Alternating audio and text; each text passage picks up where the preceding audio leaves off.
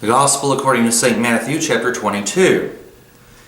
And Jesus answered and spoke unto them again by parables, and said, The kingdom of heaven is like unto a certain king, which made a marriage for his son, and sent forth his servants to call them that were bidden to the wedding, and they would not come. Again he sent forth other servants, saying, Tell them which are bidden, Behold, I've prepared my dinner. My oxen and my fatlings are killed, and all things are ready. Come unto the marriage. But they made light of it, and went their ways, one to his farm, another to his merchandise. And the remnant took his servants, and entreated them spitefully, and slew them. But when the king heard thereof, he was wroth. And he sent forth his armies, and destroyed those murderers, and burned up their city. Then saith he to his servants, The wedding is ready, but they which were bidden were not worthy. Go ye therefore into the highways, and as many as ye shall find, bid to the marriage. So those servants went out into the highways, and gathered together all as many as they found, both bad and good, as the wedding was furnished with guests. And when the king came in to see the guest, he saw there a man which had not on a wedding garment. And he saith unto him, Friend, how camest thou in hither, not having a wedding garment? And he was speechless. Then said the king to the servants, Bind him hand and foot, and take him away, and cast him into outer darkness. There shall be weeping and gnashing of teeth. For many are called, but few are chosen. Then went the Pharisees, and took counsel how they might entangle him in his talk. And they sent out unto their disciples with the Herodians, saying, Master, we know that thou art true, and teachest the way of God in truth. Neither carest thou for any man, for thou regardest not the person of men. Tell us therefore, what thinkest thou? Is it lawful to give tribute unto Caesar or not?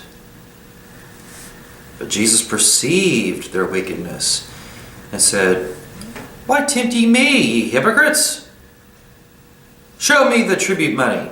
And they brought unto him a penny.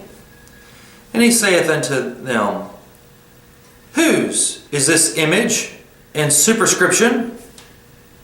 They say unto him, Caesar's. Then saith he unto them, Render therefore unto Caesar the things which are Caesar's, and unto God the things that are God's. And when they heard these words, they marveled, and left him, and went their way. The same day came unto him the Sadducees, which say that there is no resurrection, and asked him, saying, Master, Moses said, If a man die having no children, his brother shall marry his wife, and raise up seed unto his brother. Now there were with us 7 brethren, and the first, when he had married a wife, deceased, and having no issue, left his wife unto his brother. Likewise the second also, and the third unto the 7th. And last of all, the woman died also. Therefore, in the resurrection, whose wife shall she be of the 7? For they all had her. Jesus answered and said unto them, Ye do err, not knowing the Scriptures, nor the power of God. For in the resurrection they neither marry, nor are given in marriage, but are as the angels of God in heaven. But as touching the resurrection of the dead, have ye not read that which was spoken unto you by God, saying, I am the God of Abraham, and the God of Isaac, and the God of Jacob. God is not the God of the dead, but of the living. And when the multitude heard this, they were astonished at his doctrine. But when the Pharisees had heard that he had put the Sadducees to silence, they were gathered together. Then one of them, which was a lawyer, asked him a question, tempting him and saying, Master, which is the greatest commandment in the law? And Jesus said unto him, Thou shalt love the Lord thy God with all thy heart, and with all thy soul, and with all thy mind.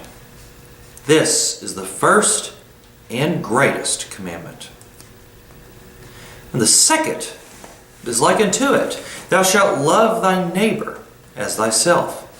On these two commandments hung all the law and the prophets. While the Pharisees were gathered together, Jesus asked them, saying, What think ye of Christ? Whose son is he? They say unto him, The son of David.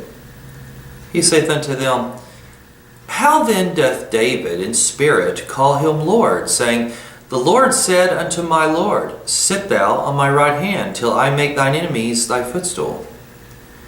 If David then calls him Lord, how is he his son? And no man was able to answer him a word, neither durst any man from that day forth ask him any more questions.